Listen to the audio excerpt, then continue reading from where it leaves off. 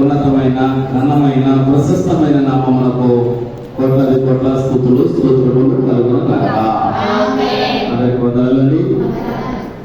ప్రియ దేవుని బిడ్డలారా, మరి ఈ జూన్ నెలలో ఆఖరి ఆదివారంలో ప్రవేశపెట్టి మరి ఆఖరి ఆదివారంలో మరి మనం దేవుని స్తుతించే కృపను దేవుడు మనకు అనుగ్రహించాడు.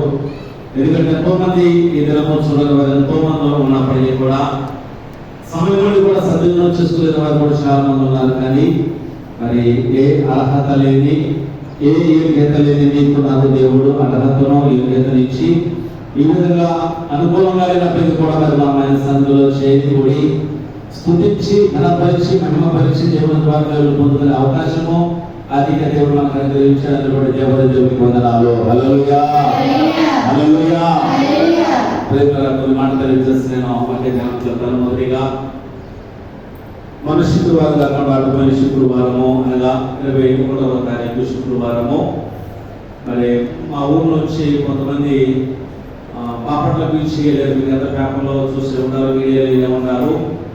మా ఊరు నుంచి నలుగురు అంటే మొత్తం 12 మంది 11 మందిలో ఎక్స్కర్షన్ కానీ విహారయాత్ర కానీ బాపట్ల బీచ్ దగ్గరికి వెళ్ళండి.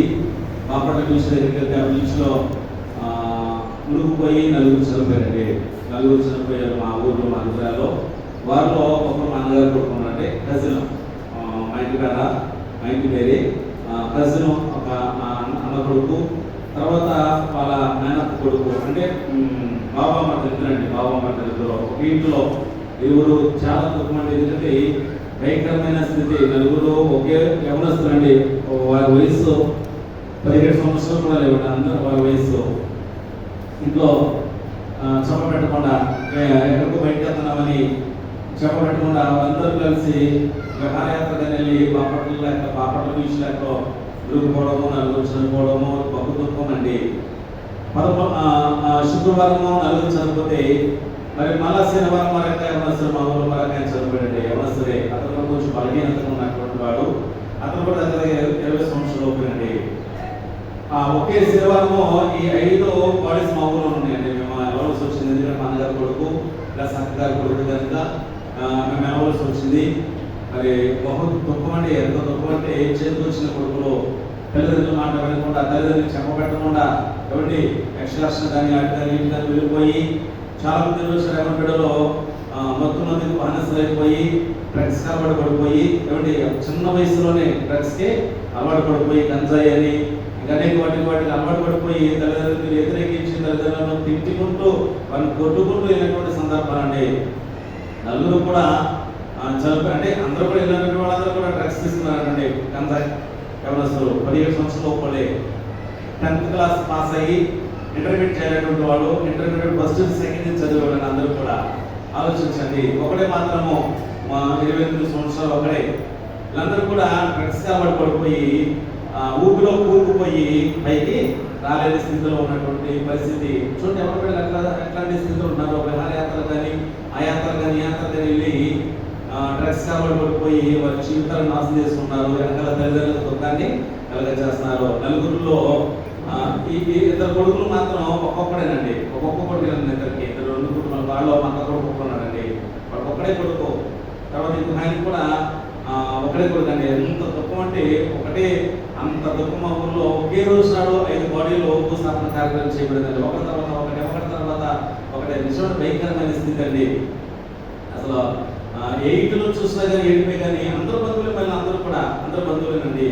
కేవలం ఇది అంతే ఏంటంటే డ్రగ్స్కి అలవాటు పడిపోయి మేము చెప్తాను కదండి. విత్తనంగా డ్రగ్స్కి అలవాటు పడిపోయి మొత్తం మందికి అలవాటు పడిపోయి ఇటువంటి పరిస్థితి వచ్చింది. అదే రిపోర్ట్లో అయితే పోస్ట్ మార్టం రిపోర్ట్ అయితే డ్రగ్స్ అనేది తెలుస్తుంది. కానీ అదే ఒకవేళ తల్లిదండ్రులు అన్నామనుకోండి నాకు అట్లాంటోడా ఇట్లాంటోడా అని తల్లిదండ్రులే సపోర్ట్ చేసుకుంటూ వస్తున్నారండి. రోజు తల్లిదండ్రులు సపోర్ట్ చేసుకొచ్చి నాకు అట్లాంటోడు కాదు, నాకు ఇట్లాంటోడు కాదు అని నాన్న రకాలుగా వాళ్ళకి తెలుసు.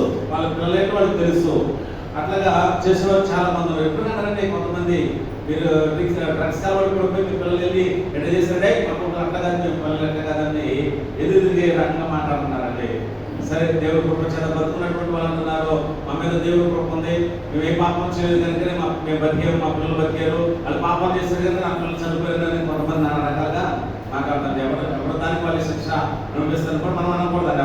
దేవునికి స్తోత్రం. హల్లెలూయా. సరే, ఆదివారము మా నాన్నగారు మచ్చినాన్నగారు అండి, మా నాన్నగారు తమ్ముడు సొంత, మా నాన్నగారు తమ్ముడు వచ్చినాన్నగారు ఆదివారం మళ్ళీ ఆయన చనిపోయాడండి.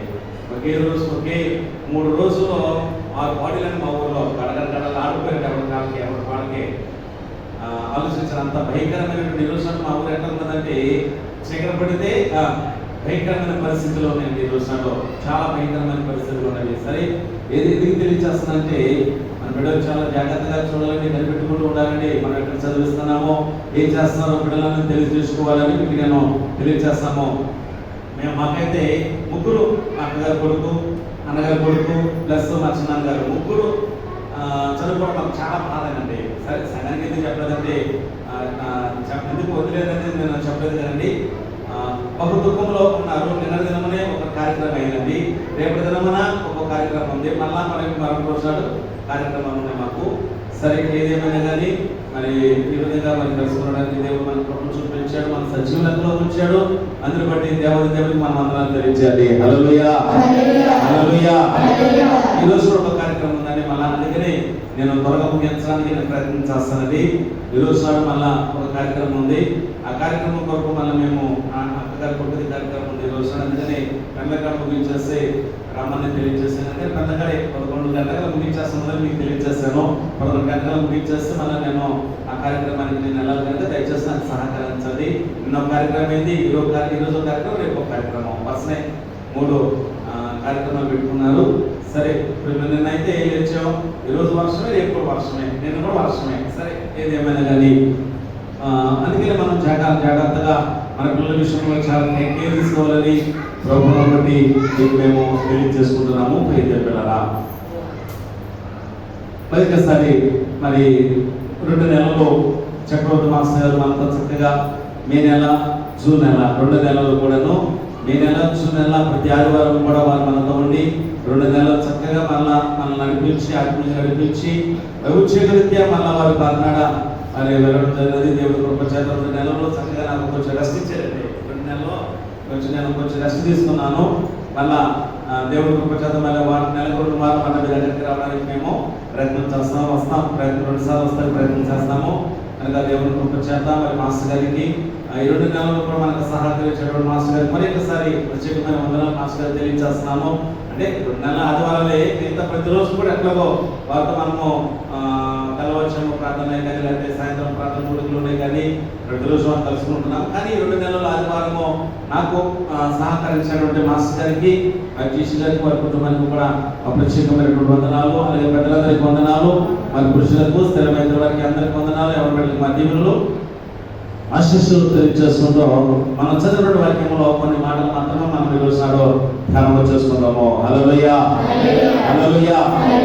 చూడండి, ఇక్కడ ఎన్నో సందర్భాలలో ఈ వాక్యం మనం ఉన్నాము. ఎన్నో సందర్భాలలో ఎంతోమంది సేవకులు ఈ వాక్యాన్ని తెలియజేస్తూ ఉంటారు మనకి. అయితే ఇక్కడ మీకు నేను తెలియజేసే అంశం, ఈ సందర్భంలో, ఈ పారాగ్రాఫ్ లో, లేకపోతే మనం చదివినటువంటి వాక్యంలో మీకు తెలియజేసే వాక్యం ఏమిటంటే, నీలో దేవుడు ఏం చూస్తున్నాడు. అమ్మా, దేవుడు నీలో ఏం చూస్తున్నాడు. హల్లెలూయా, హల్లెలూయా. మనం అనుకుంటాం దేవుడు నా ఆస్తిని చూస్తాడు, నా అందచందాలు చూస్తాడు, నా ఐశ్వర్యమును చూస్తాడు, నా బలాన్ని చూస్తాడు, నా బలగాన్ని చూస్తాడు అని చాలా మంది భ్రమపడుతూ ఉంటారండి. అవునంటారా కదంటారా? చాలా మంది అనుకుంటారు నన్ను చూస్తాడు దేవుడు, నేను ఎక్కడున్నా దేవుడు నన్ను చూస్తున్నాను అనుకుంటారు. కానీ దేవుడు వల్ల ఏం చూస్తాడో ఆలోచన చేసుకున్న మీరు ఒకసారి మన వాక్యము, ఈ వాక్యము ద్వారా పిల్లరా చెప్తే కదండి, మన అందచందాలను చూడు, మన బలాన్ని చూడు, మన బలగాన్ని చూడు, మన ఐశ్వర్యాన్ని చూడు, మన ఉద్యోగాలను చూడు, మన స్టేటస్ చూడడు, మన హోదాలను చూడు, మన అంతస్తులను చూడడు. ఏం చూస్తాడు దేవుడు మన ఈ రోజు మనము వాక్యము మనం ధ్యానం చేసుకుందాము. ప్రియదేవులారా, హల్లెలూయా. నీలో దేవుడు ఏం చూస్తున్నాడో ఈ సందర్భం చూస్తే మనం అందరం అనుకుంటాము, ఆ నలుగురికి విశ్వాసాన్ని చూసాడు దేవుడు. అంతేనా? అక్కడండి వారు యేసు వారి విశ్వాసమును చూచి, అంటే ఆ నలుగురికి విశ్వాసాన్ని చూచి ఆ వ్యక్తిని బాగు చేశారనుకుంటున్నారు. కాదు, గమనించండి కదా. అంటే దేవుడు నీలో ఏమి చూసి నేను ఆశీర్వదించాలనుకుంటున్నాడు, లేకపోతే నీ జీవితంలో మేలు జరగాలనుకుంటున్నాడు అని మనం ఈరోజు మనం ధ్యానం చేసుకుందాము. ప్రియదేవులారా, హల్లెలూయా. చూడండి, దేవుడు వల్ల ఏం చూస్తున్నారంటే మనుషులైతే పైరూపాలు చూస్తారు, దేవుడు మాత్రమో హృదయాంతరంగాలను చూసే దేవుడు. దేవుడి మన అంతటా అందరినీ పరిశీలన చేస్తున్నవాడు ఆయన, సమస్తమును ఎరిగిన దేవుడు మన దేవుడు. హల్లెలూయా. ఎందుకంటే ఆయన కనుదృష్టి లోకం అంతటా సంచారము చేయించున్నది. అంటే ఈ లోకం అంటే ఆకాశమైన సింహాసనము, భూమి ఆయన పాదపీఠము. ఈ ఆకాశం నుండి ఆయన కనుదృష్టి లోకమంతటా కూడా సంచారం చేయించినది. అనగా ఈ లోకంలో ఎవరు ఉన్నామంటే నీవు నేను మనమందరము కూడా ఈ లోకంలో ఉన్నాము. కనుక ఆయన కనుదృష్టి ప్రతి ఒక్కరిని చూస్తూ ఉన్నది. హల్లెలూయా. ఆలోచించండి ప్రేమరా, మన పరిస్థితి అంటే మన నడకేమిటి, మన పడకేమిటి, మన పరిశీలన ఏమిటి, మన ఆలోచన ఏమిటి, మన అంటే మన క్రియలు ఏమిటి అని సమస్తమును ఎరిగిన దేవుడు ఆయన. మనం ఇక్కడ ఎంతమంది ఉన్నామండి, నీ ఆలోచన నాకు తెలియదు, నా ఆలోచన నీకు తెలీదు. నా ఆలోచన అంటే నేను త్వరగా ముగించాలి, మళ్ళీ ఆ కార్యక్రమానికి నేను వెళ్ళాలని నా ఆలోచన. మీరేంటంటే ఎవరన్నా ఆలోచన, కానీ మన ఆంతర్యం ఎరిగిన వాడైనా దానికి స్తోత్రం. అంటే నీ ఆంతర్యం అంటే నీ ఆలోచన ఏమిటో, నీ తలంపు ఏమిటో అంటే దేవుడు సమస్తమును చూచుచున్నవాడు. నీలో ఏం చూస్తాడు, ఏ క్వాలిటీస్ చూస్తాడు, చూసి నీకు ఏం చేయాలనుకుంటున్నాడు అని ఈరోజు కొన్ని మాటలు మనం ధ్యానం చేసుకుందాము. ప్రియ దేవుని పిల్లరా, హల్లెలూయా. ఇక చూద్దాము. మొట్టమొదటిగా దేవుడు నీలో ఏమో చూస్తున్నాడు అంటే ఇక్కడ ఆ నలుగురిలో దేవుడు ఏమో చూస్తాడు, ఈరోజు దేవుడు నీలో ఏం చూస్తాడు. ఆ నలుగురిలో మొట్టమొదటిగా ఏం చూసాడంటే ఉపచారము అనగా పరిచర్యను చూశాడు దేవుడు. హల్లెలూయా. ఉపచారము, ఉపకారము, ఉపకారము, ఉపచారము. ఉపచారం అంటే ఏంటండి? యేసు ప్రభు అన్నాడు ఏమనంటే, నా తండ్రి చేత ఆశీర్వదించబడిన వారలారా రండి, లోకం పుట్టినది నా కొరకు ఎన్నో మేలు, నా కొరకు ఎన్నో మేలు మీరు చేశారు కనుక నా నిత్యరాజ్యాన్ని స్వతంత్రించుకోలేదో. నేను ఆకలి కొంత మీరు నాకు ఆహారం ఇచ్చింది, వస్త్రహీనుడైతే మీరు నాకు వస్త్రాలు ఇచ్చింది, దప్పిగా నాకు దాహం ఇచ్చింది, చెరసాలలో ఉండి నన్ను చూడవచ్చింది, రోగులైన మీరు నన్ను పరామర్శించింది కనుక నాకు చేసేది కనుక రండి నా రాజ్యాన్ని సంబంధించుకోనండి. అప్పుడు అన్నారు, అయ్యా ఇవి వచ్చావయ్యా, నీకు ఎప్పుడు చేస్తామయ్యా అంటే అన్నాడు యేసు ప్రభు. అంటే ఈ మిక్కిలి అల్పులలో ఒకరికి చేస్తే ఎవరికి చేస్తాను, ఆయనకి చేస్తే. దేవునికి స్తోత్రం. హల్లెలూయా. మిక్కిలి అల్పులలో అంటే పేదవారికి, దిక్కులేని వారికి, అనాథులకు ఎవరైతే సహాయం చేస్తారో ఎవరికి చేస్తున్నారండి, దేవునికి చేసినట్లే. ఆలోచించండి పోయే దేవుని బిడ్డలారా. అంటే ఇక్కడ మీరు ఏం చేస్తే ఉపచారం చేస్తారు. ఉపచారం చేయడం ఏంటంటే కుష్టి రోగి ఎక్కడున్నారండి, కుష్టి రోగి లేదా పక్షవాయువు వాడిన ఎక్కడున్నాడండి, ఊరి వెలుపల ఉంటాయి. పక్షవాయువు కలిగినటువంటి వాడు కురుపు రోగాలతోనో ఎవరి రసకారులతో అసహాయమైన స్థితిలో ఉన్నాడు. ఎవరో ఆ పక్షవాయువు కలిగినటువంటి వ్యక్తి, అసహాయమైన స్థితిలో ఉన్న వ్యక్తిని ఎవరన్నా బాగు చేయాలనుకుంటారా? ఏమండి, ఎవరన్నా సహాయం చేయాలనుకుంటారా? ఏమండి, ఆలోచించండి. కనుక ఇక్కడ చూడండి, ఈ నలుగురు ఉపచారం పరిచర్య వారు చేస్తారు, ఉపకారం చేస్తుంది ఎవరికి? ఆలోచించండి. ఈరోజు మనము కూడా రండి, మనం చేతనైనంత వరకు ఏ లోపం లేకుండా చేతనైనంత వరకు పొందదగినటువంటి వారికి మనము సహాయము చేయాలి. పొంద అర్హత కలిగిన వారికి. ఎవరికి స్తోత్రం. హల్లెలూయా. ఇంకో మాట చెప్తానండి, ఇంట్లో కేజీ బియ్యం ఇవ్వండి ఎవరు సహాయం చేయరు, కానీ కోట మంది డబ్బులు ఇవ్వమంటే ఖచ్చితంగా ఇస్తారు. ఇంట్లో ఒరే ఒక్కో కేజీ బియ్యం ఎవరైనా తింటాకి ఒక కేజీ బియ్యం డబ్బులు ఇవ్వండి ఎవరు ఇవ్వడం, కానీ ఈరోజు మందు దాకా డబ్బులు ఎవరంటే అది అటువంటి ధర్మాలు కదా మనం చేయవలసినది, అటువంటి పరిమా ధర్మాలు కదా మనం చేయవలసింది.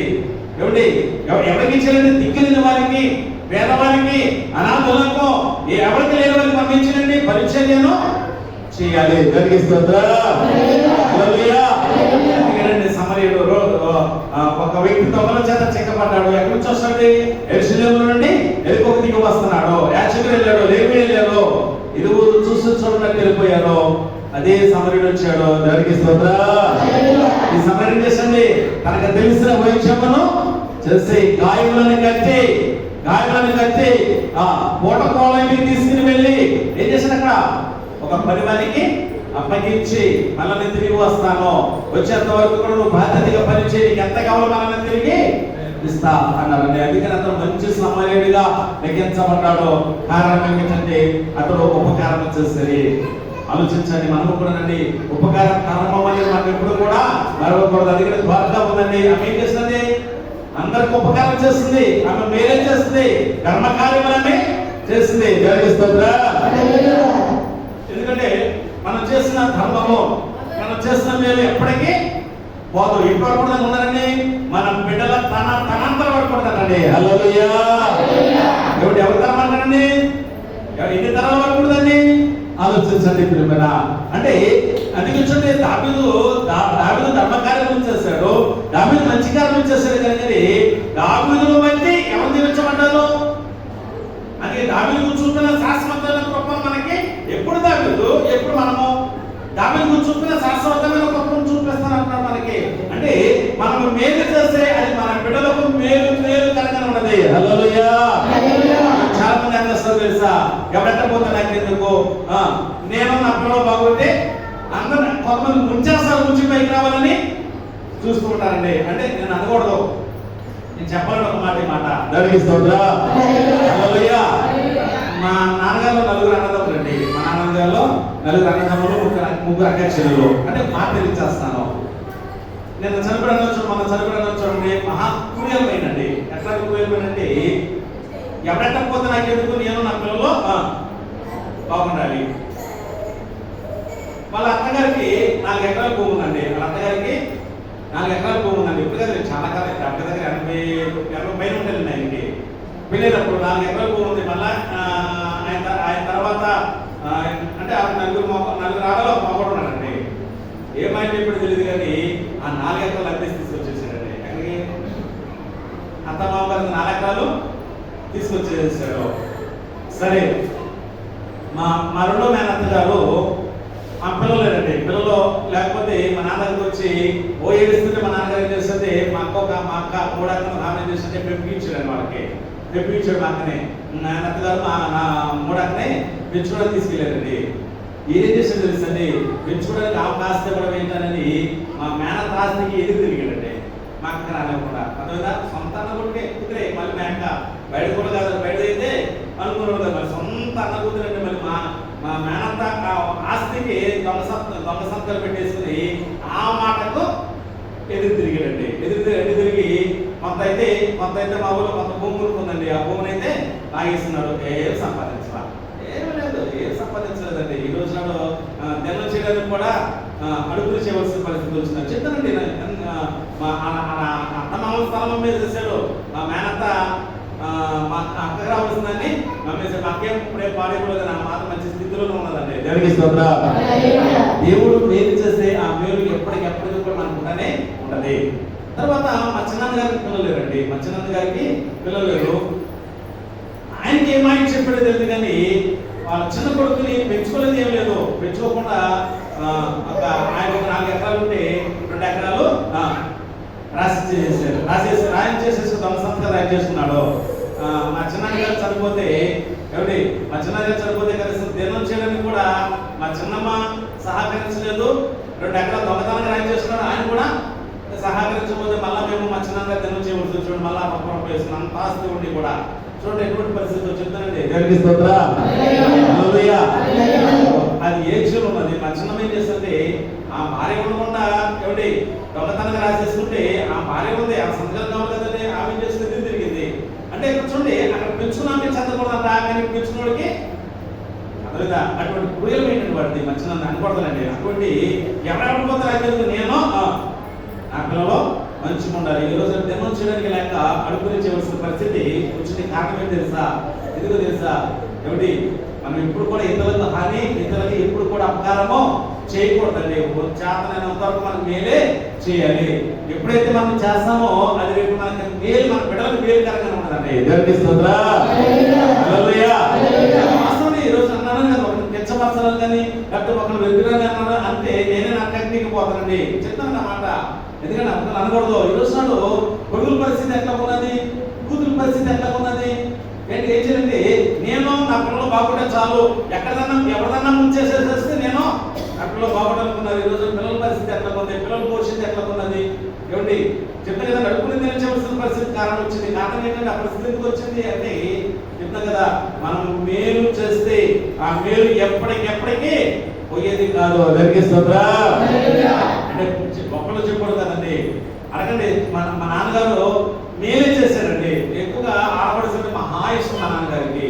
అన్నదమ్ములు అన్న కానీ అందరూ ఎంత మా నాన్న ఎంత మోసం చేస్తున్నా కానీ ఇప్పుడు వీళ్ళందరూ బంధువులు అనుకోండి, మా ఇంటికి వచ్చాడు కదా ఎవరు కూడా. ఎందుకంటే మేము ఎక్కువ సంతానం, ఎవరిని వచ్చి పెట్టాలన్నా కానీ మా ఇంటి ఉండేది కాదు. ఇంతగా పెడతాం, వచ్చేసేవాళ్ళు ఎలాగడేవాళ్ళు.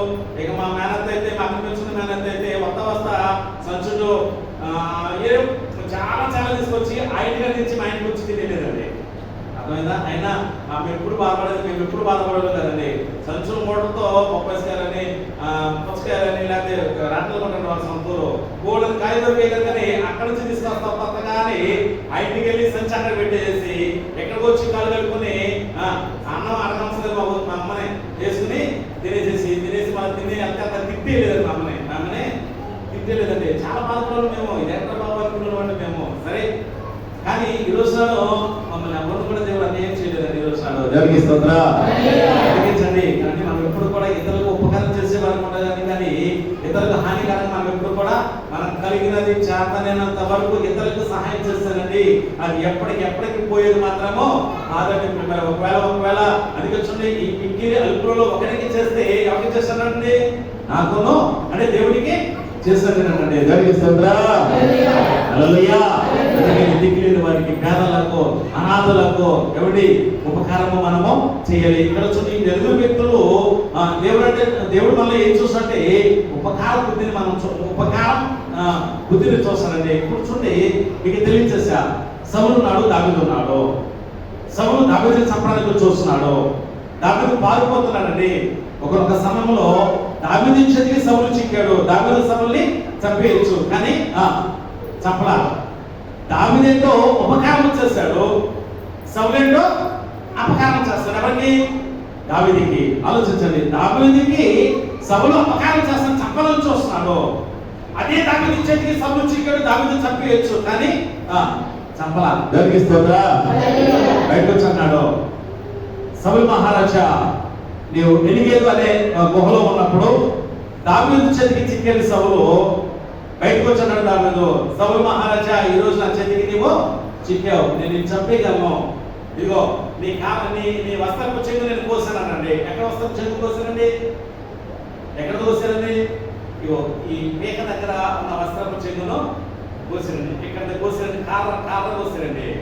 ఎందుకంటే ఈ కాళ్ళ దగ్గర ఎక్కడ కోసానండి? దొంగదాంట్లో కోసానుకోవచ్చు. ఎక్కడ కోసానండి? ఇక్కడ కత్తి పెట్టి మేక అంటే అవుతుంది కనుక, ఇగో సౌలు రాజా, నా చేతికి చిక్కావు, నేను నిన్ను చంపను, నేను నీకు ఉపకారం ఇచ్చేస్తా అన్నప్పుడు సౌలు అన్నాడు, దావీదు మహారాజా, నీకు నేను అపకారం చేయాలనుకున్నాను, కానీ నువ్వు నాకు ఉపకారం చేస్తావు కనుక నువ్వు నాకంటే నీతిమంతుడవు, త్వరలో నువ్వు దేవుని ఈ రాజ్యం ఇశ్రాయేలు రాజ్యంలో అధిపతిగా నువ్వు ఉంటావని దీవించండి. దానికి స్తోత్రం. ఆ ఉపకార బుద్ధి ఎవరిలో ఉన్నదంటే దావీదులో ఉన్నది. కనుకని దావీదు అంటే ఇచ్చిన ఏమనండి? దావీదు గురించి చూపిన శాశ్వతమైన కృపను మనకు చూపిస్తాను అన్నాడు. కారణం ఏంటండి?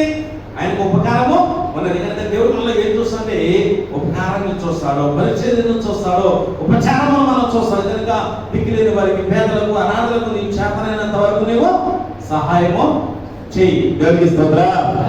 హల్లెలూయా, హల్లెలూయా. దేవుడు చూస్తాడు. ఆ నలుగురు ఆ ఉపకారాన్ని చూస్తాడు దేవుడు. ఆ ఉపకారాన్ని చూసిన దేవుడు ఈ వ్యక్తిని బాగు చేసినట్టుగా మనం చూస్తున్నాము. రెండవదిగా మనం చూస్తే మొట్టమొదటిగా ఉపకారాలను చూస్తాడు, రెండవదిగా వారి ప్రయత్నాలను చూస్తాడండి. అంటే వారు చేసే పని. దేవునికి స్తోత్రం. హల్లెలూయా. అంటే వారు ప్రయత్నం చేస్తారండి. ఏ విధంగా ప్రయత్నం చేస్తారు? ఇప్పుడు చూడము. ఇప్పుడు ఆ నలుగురు వ్యక్తులు మోసుకుంటూ వచ్చారు. నలుగురు వ్యక్తులు ఒక పక్షమైనటువంటి వాడిని మోసుకుంటూ వచ్చారు.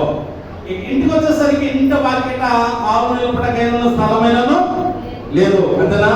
వాడు కూడి ఉన్నందున ఎక్కడనే అంటే ఆయన తీసుకొచ్చారు. ఆయన ఉన్న చెట్టుకు పైగా అంటే అక్కడ ఉన్నది వాకిటైన స్థలం లేకపోయింది. చూడండి, ఆయన ఎక్కడ ఉన్నాడని మనం వచ్చినప్పుడు అనేకులు కూడా వచ్చేదానిగా వాకిట అయిన వారికి స్థలము లేకపోయాను. అంటే అసలు స్థలం లేక బహు జన సమూహం అక్కడ ఉన్నారండి. జరిగిస్తుందా? చెప్పడలుయ్యా. ఇప్పుడు ఇలాగోలి ఎందుకురా బాబు, ఈడు బతికే ఉపయోగమా అమ్మా, అంతేనా? ఈ పక్షవైకల్యమైనటువంటి వాడు ఇది ఎవరికి ఉపయోగమా? ఏమిటి మనం అంటాం, వీడు బతికేందుకు ఉపయోగం అంటే అంతేనా? మా చిన్నాన్న గారి కోటలో మా చిన్నాన్న గారు ఒక వారం మంచంలో పడ్డాడండి. పడితే ఆయన వెతుకు బతికి చావు ఎప్పుడు చస్తావు అని చూశారండి. ఎప్పుడు చేస్తావు అని చూశారండి. పెద్ద కోళ్ళు అయితే అమ్మ మరి మీ మామగారు కార్యక్రమం చేస్తున్నావు, మరి ఎంత చేసుకుంటున్నావు అంటే పెద్ద కోళ్ళతో తెలుసా? ఆయన చనిపోయాడు మా అన్నయ్య. ఆ పెద్ద కోళ్ళతో తెలుసా 10 పైసలు ఎవరో చేసుకుంటే అంత మానేనా 10 పైసలు ఎవరో నేను చేసుకుంటే అంత మానేనా. నాకు సంబంధం ఆయనకి నాకు సంబంధం లేదు. కానీ మాత్రం ఆయన చనిపోయినప్పుడు మాత్రం సోకండాలు పెట్టి మాత్రం అమ్మాయి ఏం చేసేసిందండి. అమ్మో ఎంత చేసింది అనుకున్నారు? స్తోత్రం. హల్లెలూయా. చేసేసిందండి. అమ్మో ఎంత ప్రేమో అనుకున్నాం. సరే చెప్తానండి. చూడండి, ఈ పక్షమైనటువంటి నలుగురు ఏ బంధువులు కాదు, ఏమండి ఒక పరిచయం కూడా లేనటువంటి వారు. కానీ చూడండి, ఈ నలుగురు ప్రయత్నం చేస్తారు. ఎంతగా ప్రయత్నం చేస్తారంటే ఆలోచించండి. అంటే ఆ ఎంత స్థలము కూడా లేదు అనుకోలేదు. వీడి బతికి మాకే దగ్గర వీడి వల్ల మాకేం ఉపయోగం ఉందా అనుకున్నారా? వారి ప్రయత్నము ఆగలేదండి. జరిగిస్తుందా? అందుకోనండి, ప్రయత్నం చేస్తే కానిది ఏది ఉండదండి. మనం ఏదైనా ప్రయత్నం చేస్తాం అనుకోండి. మీకు ఒక సందర్భం నేను తెలియజేస్తానండి. నేను 97వ సంవత్సరం నాకు ట్రైనింగ్ అయిపోయిందండి. అమ్మ ఎన్ని సంవత్సరం అండి? 97లోనే నాకు బైబిల్ ట్రైనింగ్ చిన్న వయసులో ఇంటర్మీడియట్ అయిపోయింది. అంటే 20 ట్రైనింగ్ వెళ్ళిపోయిందండి. అమ్మ నాన్నతో చెప్పకుండా సేవలు చేయాలని చిన్నప్పటి నుంచి నాకు ఆశ. ఒకవేళ అమ్మ నాన్నలు ఇద్దరు సేవ పంపించలేమో అన్న ఉద్దేశంతో ఏదో ఇక వెళ్ళిపోయానండి. 97వ సంవత్సరం ట్రైనింగ్ అయిపోయింది. 97వ సంవత్సరం ముగించుకుని వచ్చేసాను నేను. జరిగిస్తుందా? హల్లెలూయా. నేను సిఎస్ఐలోనే సేవ చేయాలని నాకు ఆశ. మన సిఎస్ఐలోనే బయట చేయలేదు. ఎందుకంటే ఆ టైంలో బీటీహెచ్ కానీ బీటీహెచ్ చదివి వచ్చేవాడిని. చెన్నైలో చదివండి. నేను చదివి వస్తే 7th డే వాళ్ళు రక్షణ సైన్ వాళ్ళు మాకు రక్షణ సైన్ మాస్టర్ గారేనండి. మా పెద్ద గారు వీళ్ళందరూ కూడా అన్నారు, అరే బాబు మా బాబు అన్నారు, అరే రారా రక్షణలోకి వచ్చేస్తాయి మేము మీకు ఇస్తా ఉంటే ఒకటి అన్న నేను సిఎస్ఐలో తప్ప బయట ఎక్కడ నేను సేవ ఏంటి సిఎస్ఐ ఏంట్రా అని అంటే నేను అంతే. ఇక నేను ఒకవేళ అయ్యగా కాపాడు కానీ ఒక సంఘ కాపాడు కదా నేను సిఎస్ఐలో నేను చేయాలనుకున్నాను. 97లో సేవ అయిపోతే 2004 వరకు కూడా నాకు అవకాశం ఉందండి. 7 సంవత్సరాలు. జరిగిస్తుందా? హల్లెలూయా. 7 సంవత్సరాలు ఎన్ని ప్రయత్నాలు చేశాను నేను. పరిగెత్తునే పెద్దల్ని లేకపోతే సంఘ సేవకులు తీసుకుని బిషప్ గారి దగ్గరికి వెళ్తాం, బిషప్ గారు అడగడం, అలాంటి అవకాశం లేకుండా చేయడం. 7 సంవత్సరాలు తిరిగి దేవుని కృప చేత 7 సంవత్సరాల తర్వాత నా ప్రయత్నం ఫలించింది. జరిగిస్తుందా? ఈ 7 సంవత్సరాలు నేను చేసిన పని ఏంటి అంటే మాకు మొత్తం 9 సంతానం అమ్మ మా నాన్నకి అన్నయ్య పిల్లలు, ఆడపిల్లలు, ఈడి పిల్లలు వీళ్ళంతా కూడా కోలాహలం ఉండేది. నాకు ఎక్కడ చూసినా పిల్లలు పుట్ట, ఏదో చెవ పుట్టంతా చూసినా పిల్లలు పుట్టాన్ని ఎక్కడ చూసినా కానీ ఇంట్లోనే అందరూ పెద్ద ఇంట్లోనే 2 అన్నయ్య ఇంట్లోనే ఆ పిల్లలు అక్కడ పిల్లలు అందరూ కూడా పుట్టాయి. ఇక మాకు వరండా మజ్జిగదేనండి. మాకు ఇంకా మళ్ళీ మా అమ్మ ఇల్లు ఎప్పుడంటే వాళ్ళు వచ్చిన మజ్జిగదుల నుండి వెళ్ళాలి. మళ్ళీ బయటికి వెళ్ళాలి. సపరేట్ మళ్ళీ గది లేదండి. మళ్ళీ మజ్జిగదుల నుండి వెళ్ళాలి. ఎక్కడ ప్రార్థన చేసుకుంటే సమయం ఉండేది కదండి. ప్రార్థన చేసుకోవాలని ఆశ. ట్రైనింగ్ చేసి వచ్చా, దేవా నేను సేవ చేయాలి, నాకు అవకాశం కల్పించలేదు. ఒక ఆయన అన్నాడు, నీ బతికేంద్రా బాబు నీకు సేవ అని. ఒక అయ్యగారు అప్లికేషన్ చెప్పేసాడు. నాకు అప్లికేషన్ చేసి అప్లై చేస్తే చాలా పాఠం నిరుత్సాహం చెందిందండి. అయినా నేను నా ప్రయత్నము పగల పనికి వెళ్తూ సాయంత్రం పూట ప్రార్థన చేయడానికి ఏంటో వీళ్ళంతా కూడా కోలాహలంలో ప్రార్థన చేస్తున్న అవకాశం లేదు కాదు. ఇటు పక్కన పొలాలు ఉన్నాయి మాకు. ఇప్పుడంటే అన్ని బిల్డింగ్లు అయిపోయినాయి కదండి. అటు పక్కన పొలాలు ఉన్నాయి. ఆ పొలాల్లోకి వెళ్ళి ప్రార్థన చేస్తూ ఉండండి నేను. చాలా మంది నన్ను ఎందుకు బాబు ట్రైనింగ్ చేసి వచ్చి నీ బతికింది మాలాగే మళ్ళీ నువ్వు పని చేసుకుని బతకడం నీ బతుకు ఎందుకు వచ్చిన బతుకు నీకు నా సంతానాలే అన్నారండి నన్ను. నా సంతానాలే ఎందుకురా బాబు నీ బతుకు 3 సంవత్సరాలు ట్రైనింగ్ చేసి వచ్చావు, మంచి చదువుకుని వచ్చావు, అయితే నీ బతుకు మళ్ళా పని పోతుంది నీ బతుకు అన్నారు. చాలా నిరుత్సాహం. కానీ నా ప్రయత్నం మాత్రం నేను ఆగలేదండి. నేను చేసిన ప్రయత్నం ప్రార్థన. ప్రార్థన చేసుకుంటూ ప్రయత్నం చేశానండి నేను. ఏమండి కొంతమంది ఉన్నారు చదవడం, ఎగ్జామ్కి వచ్చేసరికి ఏం చేస్తారు, చదవరు. అసలు బుక్స్ తెవరు. ఎప్పటి వరకు ఎగ్జామ్ రోజు ఎందుకు వస్తాయి? బుక్స్ వస్తాయి. ఆ బుక్స్ చూస్తేనే అది ఎప్పుడు చదివితే ఆ పాఠాలు ఏంటో ఆ సిలబస్ ఏంటో తెలుస్తుంది. ఎప్పుడు తెవకుండా అప్పటికప్పుడు తీస్తే ఏం తెలుస్తుంది? ఇక ఎప్పుడు అయ్యారు మా కొరకు ప్రార్థన చేయండి, మా పిల్లల కొరకు ప్రార్థన చేయండి, ఆ సమయంలో ప్రార్థన చేయండి. అసలు ఏముండదు, ఏముండదు. తీస్తేనే కదా పుస్తకం. దేవుడికి స్తోత్రం. ప్రార్థన ఆ రోజు ప్రార్థన చేస్తాడు, ఒక్కరోజు గుర్తవుతుంది ప్రార్థన. ఏమిటి? మనం ప్రార్థన చేస్తున్నందుకు మనం చదివితే దాని తగ్గ ఫలితం దేవుడు మనకి ఇస్తాడు. దేవుడికి స్తోత్రం. హల్లెలూయా. ప్రార్థన చేసుకున్నా, నా ప్రయత్నం చేసుకున్నా, 7 సంవత్సరాల తర్వాత దేవుడు మనల్ని జ్ఞాపకం చేసుకున్నాడు. ఈ రోజు దేవుడు మరి ఈ స్థితిలో ఉన్నానంటే కేవలము ఆనాడు చేసినటువంటి నా ప్రయత్నము, నా ప్రార్థన. దేవుడికి స్తోత్రం. ఇక్కడ ఈ 4 వ్యక్తులు ఆ వ్యక్తిని తీసుకెళ్ళడానికి ఆటంకాలు వచ్చినవి. మన జీవితంలో కూడా ఏదైనా చేయాలి అనుకుంటే ఎన్నో ఆటంకాలు వస్తాయి, ఎన్నో అడ్డంకులు వస్తాయి, ఎన్నో అవరోధాలు వస్తాయి. కొండ తీసేవారు చాలా మంది ఉంటారండి. కొండ తీసేవారు చాలా మంది ఉంటారండి. అదని అయినా కానీ మనం అనుకున్నది ప్రయత్నము ఎన్ని సంవత్సరాలైనా కానీ మనం ప్రయత్నం చేస్తే ఏది ఆగుదా? ఆగదు. దేవుడికి స్తోత్రం. మనం చేసిన ప్రయత్నానికి ప్రార్థన ఉండాలి. మనం చేసిన ప్రయత్నానికి ప్రార్థన అనేది తప్పక ప్రతిఫలం ఇస్తాడండి దేవుడు. హల్లెలూయా, హల్లెలూయా. కాకపోతే నువ్వు ప్రయత్నం చేసి ప్రార్థన చేయకపోతే ప్రయోజనము లేదు. ప్రయత్నం చేయకుండా ప్రార్థన చేస్తే ప్రయోజనం లేదు. చేసిన ప్రయత్నం కూర్చోండి. అడ్డంకులు వచ్చినవి గమనించండి. ఇశ్రాయేలు ప్రజలు ఐగుప్తు చెరలో చేస్తున్నారు. ఎదురుంటూ చూస్తే ఎర్ర సముద్రము, వెనకాల చూస్తే ఫరో సైన్యము మోషే మీద సలుగుతున్నారు. ఏమని? ఒక సమాధులు మమ్మల్ని తీసుకొచ్చేవా అని సలుగుతున్నారు, కొడుకుతున్నారు. దేవుడు అన్నాడు ఆగిపోక సాగిపోడు అంటున్నాడు దేవుడు. హల్లెలూయా. ఎట్లా సాగాలి? ఏమండి ఆలోచించండి. ఆ ప్రయత్నంలో ఆగిపోతే ఎప్పటికీ కూడా ఐగుప్తునికి బానిసలుగా పట్టవలసి వచ్చేది మనమందరం కూడా ఈరోజు ఇప్పటికప్పుడు కూడా. కానీ ఆగిపోకుండా ఆ ప్రయత్నంలో ఏం చేస్తుంది? ఆగిపోలేదు. దేవుడికి స్తోత్రం. హల్లెలూయా, హల్లెలూయా. ఆగిపోకుండా సాగిపోయేది కనుక ఎర్ర సముద్రము 2 పాయలుగా చీల్చి 6 నెలల మీద నడిపించారు. మరో సైన్యం తరుముకుంటూ వస్తున్న సభను అగ్ని రథాలు వారికి దారిని చూపించకుండా ఏం చేసింది? నిలిపివేసిన ఎదురులాగా ఎత్తైన కోట, ఎరుగో కోటలు ఉన్నవి. ఏమిటి? 7 దినాలు ప్రదక్షిణ చేశారు. 7వ దినమన గట్టిగా కేకలు వేయని ఎరుకో గోడలు కూలిపోయినవి. హల్లెలూయా. కనుక వీడు ప్రయత్నం చేశారండి. ప్రయత్నంలో ఆటంకాలు వచ్చినవి, అవరోధాలు వచ్చినవి. కొండ తీసేవారు ఉన్నారు. ఐదు గారు వచ్చేసిన పని ఇంటికి అప్పెక్కారు. ఇంటికి అప్పుడు తీసారు. ఎక్కడి నుంచారు? యేసు ప్రభువు దగ్గరికి దించారు. దేవుడికి స్తోత్రం. హల్లెలూయా. దేవుడు నీలో చూస్తున్నాడు. నీవు శ్రద్ధగా ప్రయత్నం చేస్తే అందుకని నీ ప్రయాసము ప్రభువునందు వ్యర్థము కాదు. కనుక మనం పడిన ప్రయాసం ఎప్పుడు కూడా వ్యర్థము కాదండి. చేయాలి. అంతేగాని ఇక నా బతికితే రాదులే అనుకుంటే ఏది మనము సాధించలేము. ఇక 4వదిగా దేవుడు వాళ్ళు ఏమి చూసాడంటే ఐక్యతను చూశాడు. ఏం చూశాడండి? చెప్పడమ్మా. ఏం చూశాడు? మొట్టమొదటిగా ఉపకారము, 2వది ప్రయత్నము, 3వదిగా ఐక్యత. దేవుడికి స్తోత్రం. హల్లెలూయా, హల్లెలూయా. సహోదర ఐక్యత గారిని నివసించడం ఎంత మేలో ఎంతో. మనం ఇప్పుడు 4 ఉన్నారండి అనుకోవాలి. ఏమనుకోవాలి? అచ్చుడు వాళ్ళు ఎంత ఐక్యత కలిగినటువంటి వారు ఉన్నారంటే ఎక్కడో ఊరు బయట ఉన్నటువంటి వాడిని మోసుకురావడమే గొప్ప.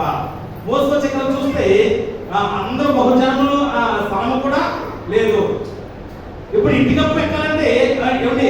అక్కడ ప్రయత్నం చేయాలంటే ఏం చేయాలి? యూనిటీగా ఉండాలి, ఒక ఐక్యత కలిగి ఉండాలి. దానితో మాట్లాడాలంటే సమాధానము. వాళ్ళు ఒక్కొక్కరు సమాధానం పడి ఏం చేస్తుంది అంటే ఈ లోకంలో మనం జీవిస్తున్నామంటే ఏమన్నా మనకి ఏం చూస్తున్నాము అంటే సమాధానమును చూస్తున్నాడు. హల్లెలూయా. ఐక్యతను చూస్తున్నాడు. ఏమండి? వాళ్ళు చేస్తారులే నాకెందుకులే, ఏం చేస్తారులే నాకెందుకులే కాదండి. అందరూ కలిసి ఏదైనా చేయాలంటే అందరూ కలిసి చేస్తే ఏదైనా చేయగలమండి. ఎవరికి మాట చెప్తారండి. మనం అచ్చనగా చనిపోయాడు మోయడానికి ఎవరైనా మేజనే కాదు మొత్తానికి అంతేనా? కాబట్టి మేజర్గా వస్తుంది. సరే ఇక మోయడానికి ఇంటికాడ నుంచి చర్చిలో తీసుకురావాలి. దగ్గరికి మా ఇంట్లో చర్చి దగ్గరికి చూసారు కదా. ఈ తీసుకొచ్చే సమయంలో ఈ చర్చ వరకు తీసుకొచ్చానండి, బాగా మోసుకొచ్చిన అక్కడ వరకు. మళ్ళీ చర్చ నుండి బయటకు తీసుకురావాలి, మళ్ళీ మేమే బయట తీసుకొచ్చిన తర్వాత ఇంట్లో వస్తారు. ఎవరు రావట్లేదండి, నా భుజాన్ని వచ్చేస్తాను, ఏం చేయాలి? ఇప్పుడు మోసండి రెండు సపోర్ట్ పోయింది కదండి, బాగా ఈ భుజాలు నొప్పి వచ్చేస్తున్నాయి, ఎవరు కూడా రాట్లా. ఏం చేయాలనుకుని ఓరు బాబు నేను పోయిపోతాను, నేను తప్పులు పోయా. ఏమైపోయింది, ఏమైపోయిందండి అంటే నేను చేసిన తప్పలేదు, పొరపాటు మనం పోయిపోతున్నా, ఏం చేయలేదు, నొప్పి పోయిపోతుంది, భారం ఎక్కువైపోయింది నాకు. ఏం చేయలేదు, ఇప్పుడు తప్పులు పోయి నేను అలా పడిపోతాయి అంటే అంటే చూడండి, నేనే ఇచ్చిన దానికి ఏంటంటే నా సంతోషానికి ఏంటంటే ముక్కు మొక్కలు తెలియనటువంటి వాడికి నలుగురు చూడండి ఎంతగా కంపు కొడుతుంది. ఏమండి వారి శరీరము నా పక్షమైనటువంటి వాడికి శరీరం కొడుతుంది, కంపు కొడుతుంది, అసహ్యమైన స్థితిలో ఉన్నాడు. ఏమండి అటువంటి స్థితిలో ఉన్నటువంటి వాడిని ఏం చేసిందో అనుకున్న మాట ప్రకారం ఐక్యతగా సమాధానంతో ఉన్నారని వాళ్ళు. హల్లెలూయా. సత్యమైతే సమస్త మనుషులతో సమాధానము కలిగి ఉండము, సమస్త మనుషులతో సమాధానం కలిగి ఉంటారంటే అంటే మనం చేతనైనంత వరకు మనుషులతో సమాధానం కలిగి ఎప్పుడు పగ ద్వేషము అనేది మనకి ఎప్పుడు కూడా ఉండకూడదు. దేవుడు నీలో ఐక్యతను చూస్తున్నాడు, ఆ ఐక్యతతో కలిగిన సమాధానం దేవుడు చూస్తున్నాడు. వాళ్ళు అంత సమాధానం కలిగిన వారి కలిగిన అంత ఐక్యత కలిగిన వారి కలిగినది అక్కడ అద్భుతమైన కార్యములు జరిగినది. అలాగే నీ జీవితంలో కూడా అద్భుతమైన కార్యక్రమాలు జరగాలంటే సమాధానం కలిగిండు, ఐక్యతను కలిగిండు. ప్రతిదానికి కత్తికి కచ్చేరికి కాదుకోకూడదు అంతేనా? ఈరోజు ప్రసక్తి చూసేది కదా. ఆలోచించి ఈరోజు పరిస్థితి అట్లనే చూసేది కదండి. ఎట్లా భయంకరమైన గొడవలు ఒకవేళ మాట్లాడితే చంపేస్తానని వాట్సాప్ మెసేజ్ లో భయంకరంగా వస్తున్నాయండి. ఏం చేయాలో కొన్ని దినాలైతే కొంతమంది పాల్పోయిన ఊళ్ళో పాల్పోయిన దినాలు జరిగిన కొన్ని దినాల వరకు కూడా ఇంకా కొంతమంది ఊళ్ళో రానే పరిస్థితి అండి. ఏంటంటే గొడవలు, ఏ గొడవ అంటే ఎన్నికల గొడవలు ప్రచారం చేస్తుందండి. ఏమిటి అవి వస్తానే ఉంటాయి, పోతానే ఉంటాయి. మనము ఆలోచించి మనం తదుకునే వారు చాలా మందిగా ఉన్నాము. ఎక్కడుందండి సమాధానం? మీరు వస్తాడు సమాజంలో ఎక్కడుందండి సమాధానము? ఎవరు కోరుకుంటారండి సమాధానము? ఎవరు కోరుకుంటారండి? ఆలోచించండి. కనుక ఐక్యత కలిగి ఉండాలి, సమాధానం కలిగి మనం ఉండాలి. ఎందుకంటే వాళ్ళు దేవుడే చూస్తుంటే ఐక్యతను సమాధానం చూశారు. ఇక నాలుగోది మనం చూస్తే యేసు ప్రభు వారు నీ పరిగెత్తులు పరిగెత్తమనగానే ఈ పరిగెత్తులు ఏం చేశారు చెప్పండి? పరిగెత్తుకుని వెళ్ళిపోయాడు. స్తోత్ర చెప్పడమా? హల్లెలూయా, హల్లెలూయా. సరే, ఈ వ్యక్తి ఏమా విన్నారా? ఈ వ్యక్తి మోసుకొచ్చింది కదా, ఏమన్నా థ్యాంక్స్ చెప్పాడా? చెప్పండి, చెప్పలా. ఎవరికి అంటే దేవుడు మహిమపరిచాడు, కానీ మోసుకొచ్చిన థ్యాంక్స్ చెప్పారా? చెప్పలా, వెళ్ళిపోయాడండి. వెళ్ళిపోతే ఈ నలుగురు అనుకున్నారు చూడరా మనం అంతా అసలు అవకాశం లేకపోయినప్పుడు ఇంటిలో తీసుకొచ్చింది కనీసం ఒక్క థ్యాంక్స్ కూడా చెప్పాడేమో చూసావా, మా అమ్మక్క చూసావా అంటున్నాడు. అనుకున్నారా? అనుకోలా. ఎవరు ఏం చేసింది? వారు సంతోషించేది. సంతోషించేది తెలుసా? నలుగురు ఒక వ్యక్తికి రక్షణ చేశారు, ఒక వ్యక్తికి స్వస్థత కలిగేసేసారు, ఒక వ్యక్తికి మేలు చేశారు. కనుక నలుగురు ఏం చేసినట్టండి? వాళ్ళ హృదయంలో ఒక సంతోషం కలిగినట్టండి. హల్లెలూయా అనుకోనండి. ఏం చేయండి? ఇతరులు చూసి ఈర్ష్య పడడం కాదండి, ఇతరులు చూసి అసూయ పడడం కాదు, కానీ ఏం చేయండి? అందుకే నీకు ఇవ్వడిన సంతోషము అది పరిపూర్ణంగా ఎంత ఉన్నది కనుకనే సంతోషించము, ఎల్లప్పుడూ ప్రభునందునేమో ఆనందించమన్నాడు. దేవునికి స్తోత్రం. దేవుడు మనలో చూస్తాడు, సంతోషాన్ని చూస్తాడు. అంతేగాని నేను ఆ పనులకు ఏం చేస్తే కనీసం నాకు ఒక థ్యాంక్స్ చెప్పాడేమో చూసావా? వద్దండి, సంతోషించు. ఒకరు నేను మేలు చేశా, నా ద్వారా ఒక మేలు పొందుకున్నాడు, నా ద్వారా ఒక మేలు పొందుకున్నాడు నీ హృదయంలో సంతోషించాలి. తప్పనించి ఏమన్నా చూసావా? నేను ఆధార బతుకు చెప్పండి, నేను ఆధార బతుకు స్టడీ అయిపోయింది అంతేనా? అంటమ్మా అంతేనా? నేను ఆధార బతుకు లేదు అని ఇంత మీద కలిసి నాకు మొహం కూడా చూపించకపోయాడు. కానీ ఎవరు చూస్తారండి? దేవుడు చూస్తున్నారు. హల్లెలూయా, హల్లెలూయా.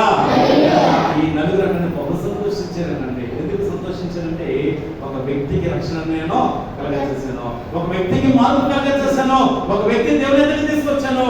అంత మాత్రమే కాదు, ఆ వ్యక్తి మేలు పొందుకున్నాడు, ఆ వ్యక్తి రక్షణ పొందుకున్నాడు. దానికి పడిపోయిన స్థితిలో నుండి ఈరోజు లేచి నడవగలిగిన స్థితిలోకి వచ్చారు అని వారు ఒక వ్యక్తికి మనం మేలే చేశామని వారు సంతోషించినటువంటి వారిగా ఉన్నారు. ప్రియ దేవులారా, హల్లెలూయా. ఇది చూద్దాము. ఒక మాట చూపేసి నేను ముగించేస్తాను. నిర్గమకాండము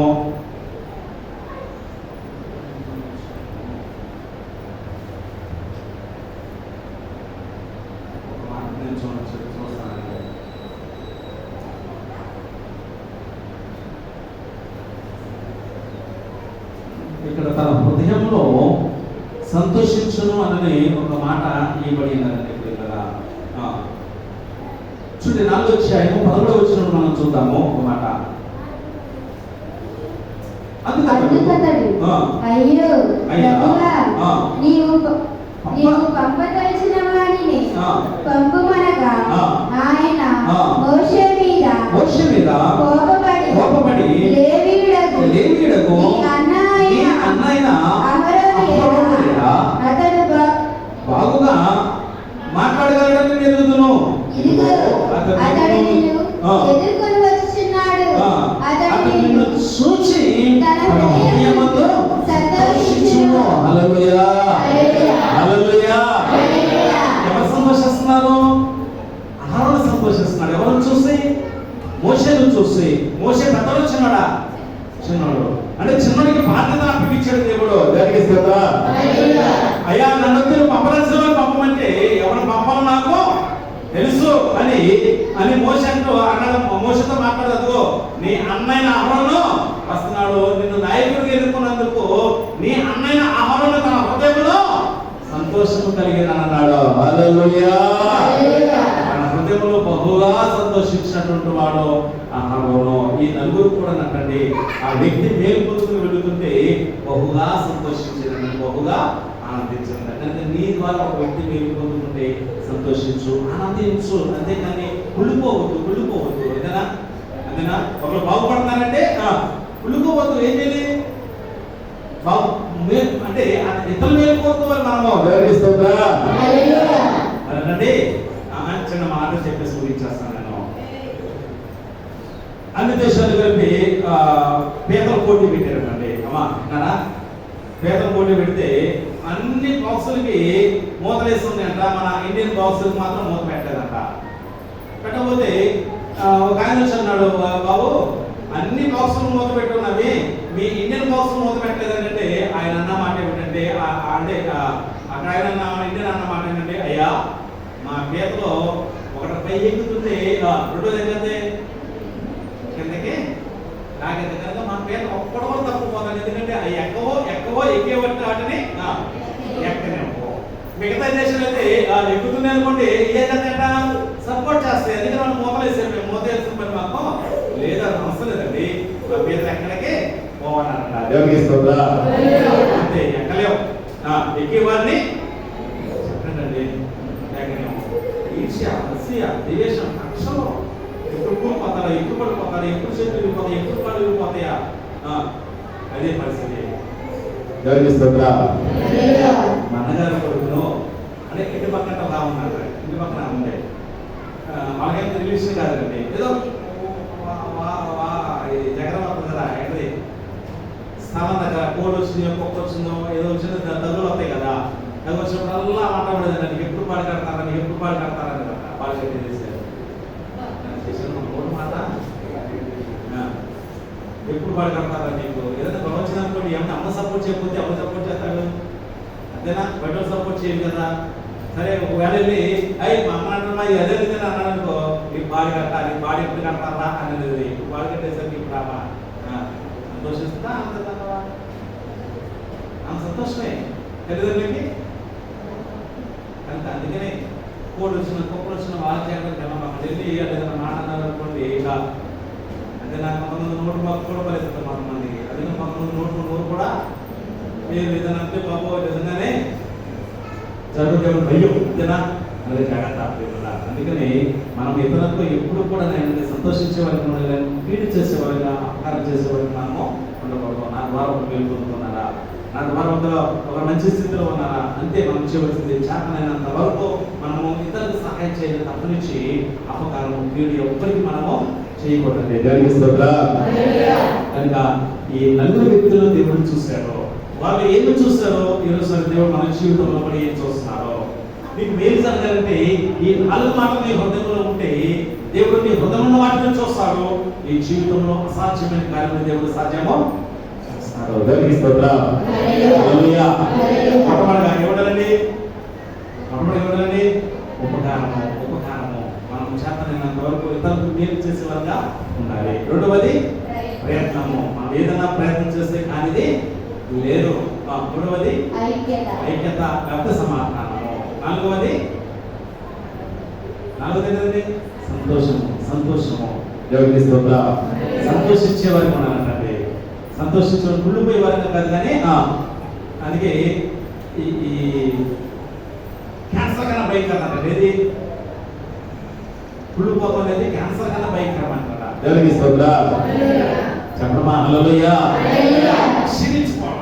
క్షీణించుకోవడం. అమ్మగారు వాళ్ళ తమ్ముడు ఉన్నాడు, ఆయన స్తోత్రం చెప్పండి. హల్లెలూయా. ఆయన అంటే ఆయన భార్య అంటే చెల్లెలు మనకి మా బామర్తి భార్య ఒక కుళ్ళిపోతుంది. అంటే చెప్పడానికి చాలా ఉందండి, చెప్పకూడదండి. దేవునికి స్తోత్రం. హల్లెలూయా.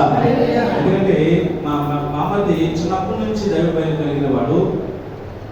దేవుని సేవకు అంటే కలిగిన దాంట్లో ప్రతి దాంట్లో కూడా ఆయన దశభాగం ఇస్తూ ఉంటాడండి. ఆయనకు 1 లక్షన్నర దగ్గర 2 లక్షల రూపాయలు శాలరీ అండి. అలాగే మంచి ఉద్యోగం మా బామ్మర్తికి అమ్మగారుల తమ్ముడికి. అయినా మేము అవ్వడానికి వెళ్ళి చేసి ఆపండి ఎవరు అడగం, సంఘాన్ని అడుగుతాం, దేవుని అడుగుతాం మేము. దేవునికి స్తోత్రం. బామ్మర్తి అయితే మా బామ్మర్తి అవుతారు కానీ ఆయన భార్య అవుతారా? అవదు. మా అన్నయ్య అయితే నాకు అన్నయ్య అవుతారు కానీ మా వదిలి అవుతా. మా అక్క అయితే నాకు అక్క అవుతుంది కానీ మా బాబు అవుతారంటారా? ఏదైనా నా రిలేషన్ ఏదైనా కానీ మా బామ్మర్తి అవుతారు కానీ ఆమె కాదు కదా. ఆమె ప్రతి దానికి అంత సంపాదిస్తున్నావు, దేవుని దర్శనం ఇస్తున్నావు. దేవునికి ఇచ్చిన దాంట్లో కూలిపోతాడు. ఆ ఊరికి దేవునికి ఇచ్చిన దాంట్లో సేవకు ఇచ్చే విషయంలో కూలిపోతాండి.